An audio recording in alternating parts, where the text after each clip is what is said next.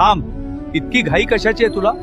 ज्या उत्तरासाठी तू तळमळतोयस तेच उत्तर देण्यासाठीच मी आज इथे आलो आहे. आधी तू शांत हो आणि माझ्याकडे बघ. तुला फक्त तुझे रिकामे हात दिसले, पण त्या रिकाम्या हातांनी जेव्हा जेव्हा तू माझ्या पायरीला स्पर्श केलास तेव्हा तुझ्या नशिबातले कितीतरी काटे मी उपसून काढले. हे तुला दिसलं नाही. मी तुला रिकाम्या हाताने परत पाठवलं, कारण मला तुला चिल्लर नाही द्यायची होती.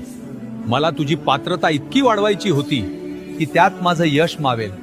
जर मी तुला पहिल्याच दिवशी सर्व दिलं असतं तर आज तू माझ्या दारात नसतास. तुझे पाय मातीला लागावेत, तुला माणुसकी कळावी म्हणून मी तुला इतके दिवस फिरवलं. पण आता तुझी परीक्षा संपली आहे, कारण आता मी जे देणार आहे ना ते सावरताना तुझे हे 2 हात सुद्धा अपुरे पडतील. धीर धर, तुला फळ गोडच मिळेल.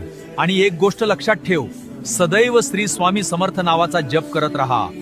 भिवू नकोस, मी तुझ्या पाठीशी आहे.